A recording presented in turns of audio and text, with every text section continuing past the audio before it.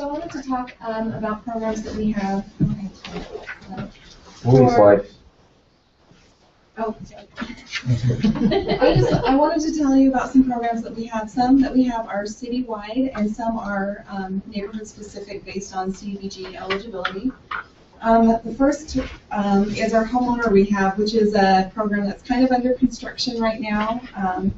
Our home administrator is working out the fine points of how that program is going to work, but we anticipate that being available for Provo residents citywide. And then, do you want to go to the next one? Then we have our Home Purchase Plus is our down payment assistance program that we have available for all of Provo. It is 0% deferred payment loans, and they're given based on a need up to $10,000 for down payment assistance. And this is just since 2007, we've made about 309 down payment assistance loans, and this just reflects which neighborhoods those were in. Some of the neighborhoods that have more are those pioneer neighborhoods, because a few years ago it was specifically for pioneer neighborhoods to try and encourage home ownership there, and we have in the last few years changed the program so it's available for all of Provo. Go ahead to the next slide. And then next we have our emergency repair grants. It's a grant up to $5,000, and it's for owner-occupied houses for persons who are 60 or older, like it says on Social Security or active duty of the military. And it must be an emergency to the home that is not covered by your homeowner insurance policy. And then I just wanted to talk about our other programs that are specific to CDBG eligible neighborhoods, and this is a list of those eligible neighborhoods. If you're interested in seeing maps of that, I do have maps, because there are a few neighborhoods that are kind of split, where part of the neighborhood is CDBG eligible, part is not, and that is determined by, those numbers come to us from the federal government, and it's based on our the last 2010 census. And that's where we get our numbers to determine which neighborhoods are CDBG eligible, and those are the ones that we can use certain programs in. And so those programs, this kind of talked about our neighborhood revitalization, and these are parts of that. Our neighborhood cleanup, this is a picture of a Mazer neighborhood cleanup that we did in the fall of 2012, kind of before and after. And then go ahead to the next one. Then we have our Paint Your Heart Out. This again was in the Mazer neighborhood. This is the neighborhood revitalization. I love the program. It is neighborhood driven, and it's great to go out there on those weekends when the neighborhoods come together and just see neighbors helping neighbors. I think that's that has been one of the favorite parts of my job, just going and seeing that and being a part of that. Go ahead to the next one. And then we have a Brush of Kindness, and this is just for low-income homeowners that might need a little bit of repair done if they maybe have some porch steps that need to be repaired, or just minor repairs to their home. We have this available to them. And then I'm going to go to the next one, and this is the residential facade, and this is for things that maybe homeowners need done to their home that are a little bit bigger than just maybe some porch work. It includes like roof repairs or window replacement, things like that. What about sidewalks? Some of them are very dangerous. We have separate funding we have had separate funding for sidewalks that includes curb and gutter. We just did that when we did our Mazer neighborhood project last spring. We included the sidewalk replacement. It just depends on the funding and what the neighborhood determines are the greatest needs at that time. So it has to be on that list you just showed, the neighborhood. Yes. And in the past we have done and are in the process of placing current neighborhood gateway signs.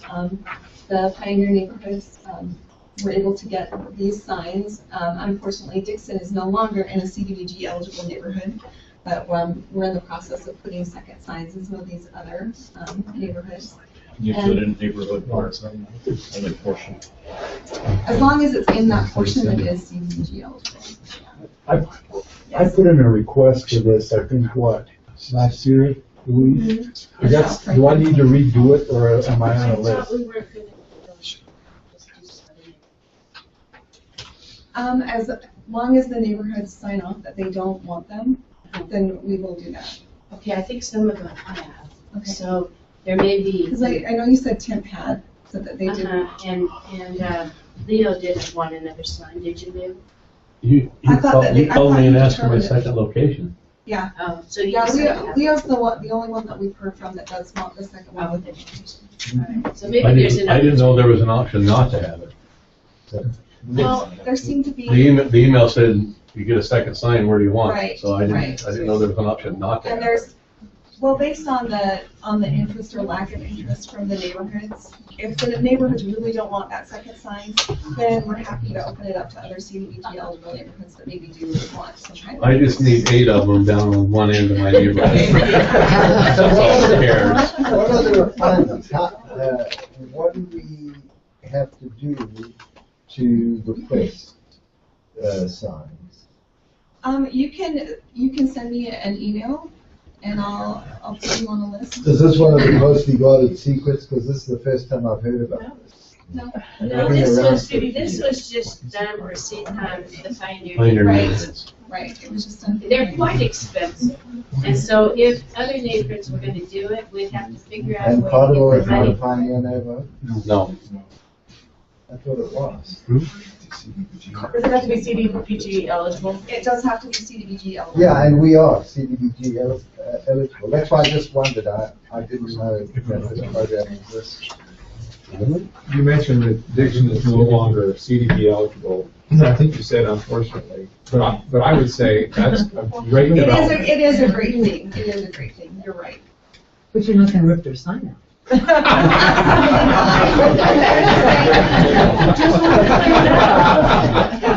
don't want it. I'm Dixon Neighborhood Chair, and this is the first time I've officially heard anyone tell me that we are no longer CDBG eligible. Okay. Which, anyway, I'd love to I'm glad that I've heard, and I'd love to see why. I'm surprised looking at that list. I'm really surprised. So I'd love to see how that happened. Census record? It's based on the census. We get those data from the federal government. I'd love to see those numbers. And it's based That on their. If you want to see me after, and I'll get your email and see if I can send That'd be you great. that. Great, thank you. Okay. Any other questions on the? What is? It stands for Community Development Block Grant, and it is federal funding from Housing of Urban Development. And is it based on your same census, but it must be on income or something?